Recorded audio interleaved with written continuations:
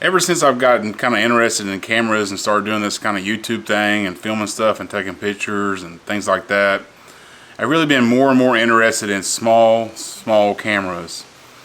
And the reason because that is because, like, sometimes I just don't think it's appropriate to take your, humongous full frame rig out. Sometimes that's just not an appropriate setup to have, in certain times and places.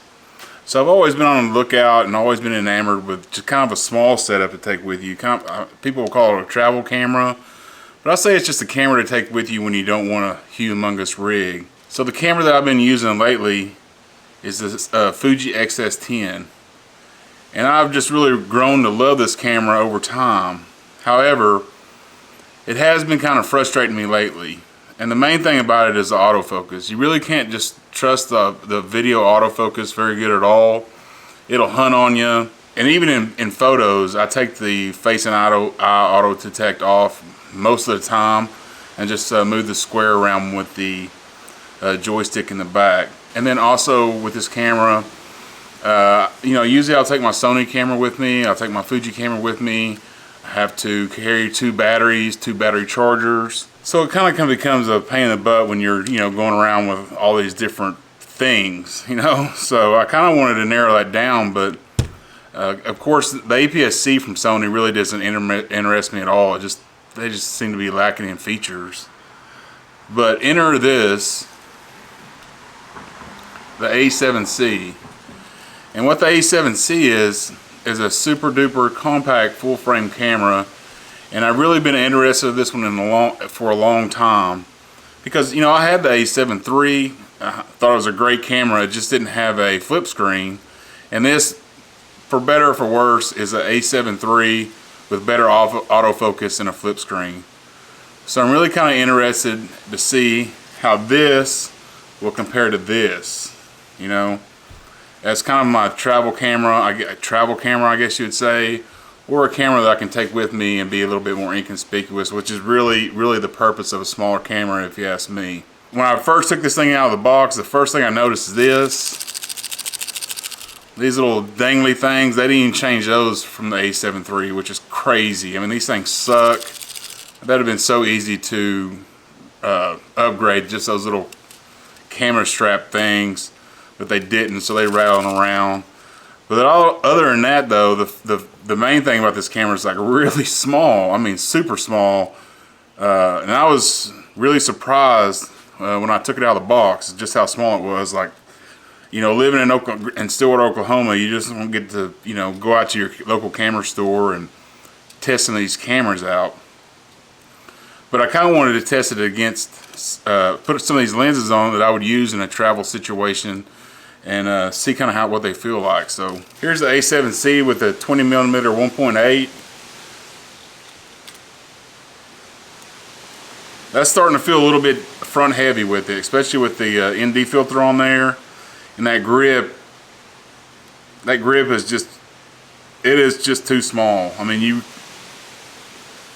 I'm definitely going to have to work on the grip on this thing. It just feels like I'm going to slip out of my hands.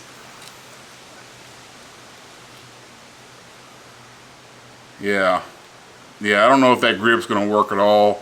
And even this 20mm 1.8, even though it's supposed to be a, it's a relatively compact, prime lens, does feel quite front heavy on this camera. So let's try out this Tamron 28-200. Yeah, it's kind of the same thing. I mean, it's feeling really front heavy. And this, if you can see that right there, I mean, there's just not any room at all for your fingers to grab onto this camera.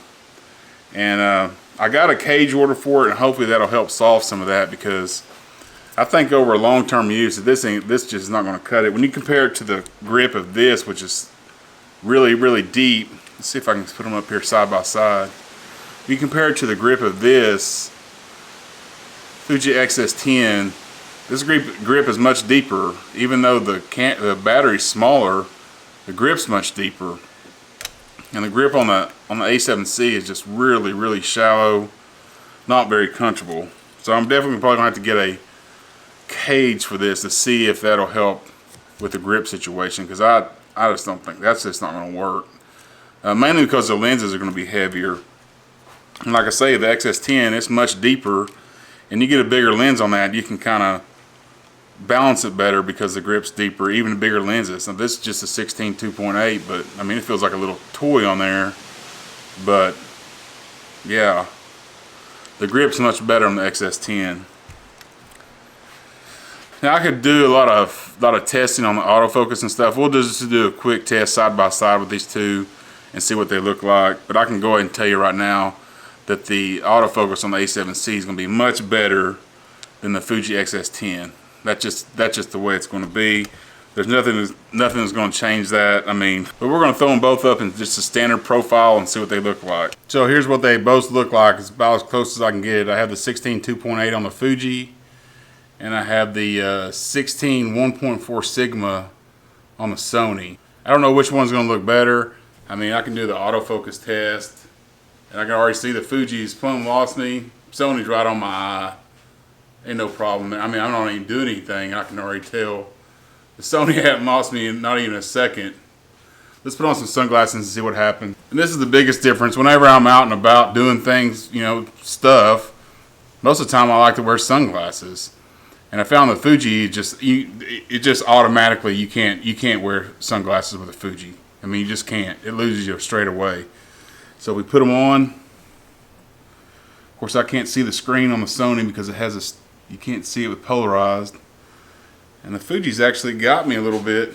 Come back to here, over here. Sony still got me, I can tell. But the Fuji's having a pretty decent day. As soon as you put sunglasses on the Fuji, it just all goes awry. You just never know what you're going to get. It jumps around, it loses you. You just can't depend on it if you're going to wear sunglasses. Anyway, that's just a small test of the autofocus. I mean, there's just no question in my mind that the Sony's going to be much, much better in autofocus, which is part of the reason that I want to try this camera out. The autofocus on the Fuji is just not up to par with what I want it to be. When you can just depend on the autofocus, you know, so much, I do anyway, it's just so much easier to use and trust when the autofocus is spot on like this. Plus, this has tracking and video. The Fuji doesn't have that. So I don't know. We'll see what we think. But if you're interested in the A7C, make sure you check back for more content. Thanks for watching.